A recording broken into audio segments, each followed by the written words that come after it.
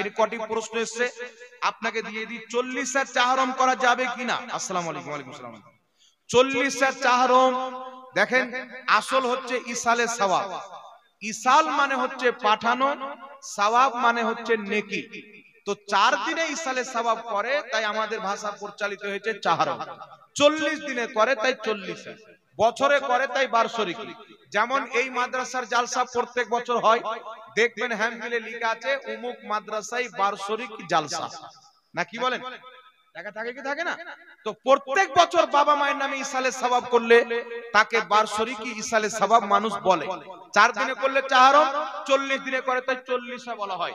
কিন্তু আসল হচ্ছে নেকির কাজ করে তার সওয়াব মুর্দার নামে বকশে দেওয়া। ইসালে সওয়াবের জন্য 40 চাহরম জন্য ইসালে সওয়াব জন্য মৃত্যু ব্যক্তির মুসলমান হওয়া হচ্ছে শর্ত। কথা বুঝছেন? ইসালে সওয়াবের জন্য মৃত্যু ব্যক্তির মুসলমান হওয়া শর্ত। যদি মৃত্যু ব্যক্তি ওয়াহাবি থাকে, দেওবন্দি থাকে, কাদিয়ানি থাকে, শিয়া থাকে, গैर মুকাল্লিদ আহলে হাদিস থাকে, তো এদের যত ইসালে সওয়াব করুক কোনো কাজে আসবে না, কারণ মুসলমানই নয়। এদের আকীদা খারাপ, এদের ঈমান নাই। আহলে সুন্নাত ওয়াল জামাত সুন্নি জামাতের মানুষ যদি থাকে ঈমানদার, তার নামে ইসালে সওয়াব করেন, 40 নাম দিয়ে করেন, চাহরম নাম দিয়ে করেন, বার্ষরিকী নাম দিয়ে করেন, এতে যেই নেকির কাজ করবেন সেই নেকিগুলি আল্লাহর নবী বলছেন জিবরিল আলাইহিস সালাম জান্নাতি প্লেটে করে মৃত্যু ব্যক্তির কবরে হাজির হয়ে যায়। আপনার আমার নেকিগুলি জিবরিল আলাইহিস সালাম আল্লাহর হুকুমে মুর্দার কবরে পৌঁছে দিবে। জোরে বলেন সুবহানাল্লাহ। কথা আমার বুঝতে পারছেন কি পারেন না বাবা? এখন দেখতে হবে চাহরমে কি করা হয়, 40 দিনে কি করা হয়। কুরআন খানি করা হয়, কলমা খানি করা হয়, দোয়া করা হয়, মানুষকে খাওয়া দাওয়া করানো হয়। কুরআন পাকে মৃত্যু ব্যক্তির জন্য দোয়া প্রমাণিত, অসংখ্য হাদিসে প্রমাণিত। সাহাবা নবীর দরবারে দোয়ার আরজি নিয়ে এসেছেন, নবী সাহাবায়ে কেরামের মৃত্যু পিতামাতার নামে দোয়া করেছে। তো মৃত্যু ব্যক্তির নামে দোয়া করা এটা কুরআন সহিহ হাদিস দ্বারা প্রমাণিত। কথা বুঝতে পারছেন? দ্বিতীয় নাম্বার হচ্ছে মৃত্যু ব্যক্তির ইসালে সওয়াবের জন্য খাওয়া দাওয়া করানো যাবে কিনা, এটাও সহিহ হাদিস দ্বারা প্রমাণিত। আবু দাউদ শরীফের মধ্যে হাদিস, হযরতে সাদ বিন আবাদা আল্লাহর নবীর দরবারে আসলেন, ইয়া রাসূলুল্লাহ আমার মা ইন্তিকাল করেছে, আমি আমার মায়ের ইসালে সওয়াব করতে চাই, সাদকা করতে চাই, কি সাদকা করব? আল্লাহর নবী বললেন পানি সাদকা করো।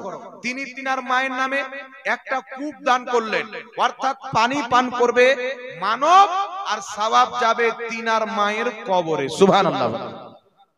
তো সাহাবা নিজের মায়ের ইসালে সওয়াবের জন্য পানির কুয়া দান করেছে, তো পানি পান করার নেকি যাবে, খাওয়া দাওয়া করার নেকি যাবে না? বলেন যাবে কি যাবে না? তাফসীরে ইবনে রজবের মধ্যে সহিহ হাদিস আহওয়ালুল কুবুর কিতাবের মধ্যে ইমাম ইবনে রজব রাহমাতুল্লাহ আলাইহি সহিহ সনদে হাদিসটি লিখেছে। ইমাম সিউতি রাহমাতুল্লাহ আলাইহি আল হাবিলিল ফাতাওয়ার মধ্যে হাদিসটি বিশুদ্ধ সনদে লিখেছে। আমার জানা মতে 20টার চাইতে বেশি কিতাবে হাদিসটি বিশুদ্ধ সনদে বর্ণিত। বিশ্ববিখ্যাত তাবেঈ হযরতে তাউস রাহমাতুল্লাহ আলাইহি বলছেন, ইন্নাল মাউতা ইয়াফতানুনা ফি কুবুরিহিম সাবআ ফাকানু ইস্তাহিব্বুনা আইয়াতআমা আনহু তিলকাল আইয়াম। হযরতে তাউস রাহমাতুল্লাহ আলাইহি বলছেন, আমরা এবং সাহাবা কেরামের যুগে যদি কোনো ব্যক্তি ইন্তিকাল করত 7 দিন পর্যন্ত আমরা ওই মৃত্যু ব্যক্তির নামে মানুষকে খাওয়া দাওয়া করাতাম। সুবহানাল্লাহ। অর্থাৎ মানুষকে খাওয়া দাওয়া করিয়ে তার যা নেকি হবে মৃত্যু ব্যক্তির কবরে বক্সে দেওয়া। এই জন্য মৃত্যু ব্যক্তির ইসালে সওয়াবের জন্য মানুষকে খাওয়া দাওয়া করানো জায়েজ আছে। সুবহানাল্লাহ হবে না? জালালউদ্দিন সিউতি রাহমাতুল্লাহ আলাইহি শারহুস সুদুর কিতাবের মধ্যে লিখছে, মৃত্যু ব্যক্তির ইসালে সওয়াবের জন্য মানুষকে খাওয়া দাওয়া করানো জায়েজ আছে।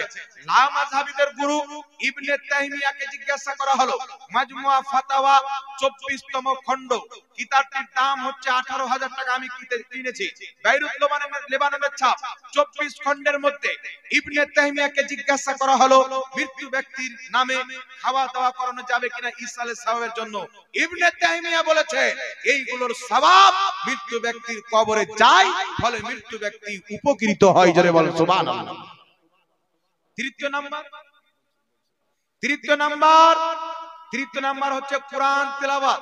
বিরাদর ইসলাম মাজমুআজ যাওয়াইদের মধ্যে সহিহ হাদিস ইবনে লজলাজ রাহমাতুল্লাহ আলাইহি নসিহত করছে, এ বেটা আমি যখন মারা যাব আমার কবরের পাশে সূরা বাকারার প্রথম অংশ এবং শেষ অংশ পাঠ করবে। এরূপ করতে বলতে আমি আমার নবী থেকে পেয়েছি। এই হাদিসকে ইমাম হাইসামি মাজমুআজ যাওয়াইদের মধ্যে সহিহ বলেছে। সহিহ হাদিস দ্বারা প্রমাণিত সাহাবায়ে কেরাম নিজের কবরের পাশে নিজের সন্তানদেরকে কোরআন তেলাওয়াত করার আদেশ দিতেন। আল্লাহর নবী সাল্লাল্লাহু আলাইহি সাল্লাম বলছেন, তোমরা মৃত্যু ব্যক্তির পাশে সূরা ইয়াসিন পাঠ করো। এই হাদিসটি সহিহ সনদেও বর্ণিত হয়েছে, ইবনে হিব্বান সহিহ বলেছেন, আবার দুর্বল সনদেও বর্ণিত হয়েছে। এই জন্য পৃথিবীর মুসলমান ইমাম ইবনে কুদামা আল মুগনি কিতাব, সৌদি আরবের ছাপ, সেই কিতাবের মধ্যে লিখেছেন সমস্ত মুসলমান একমত কোরআন তেলাওয়াতের সওয়াব মৃত্যু ব্যক্তির কবরে যায়, ফলে মৃত্যু ব্যক্তি উপকৃত হয়। জোরে বলেন সুবহানাল্লাহ।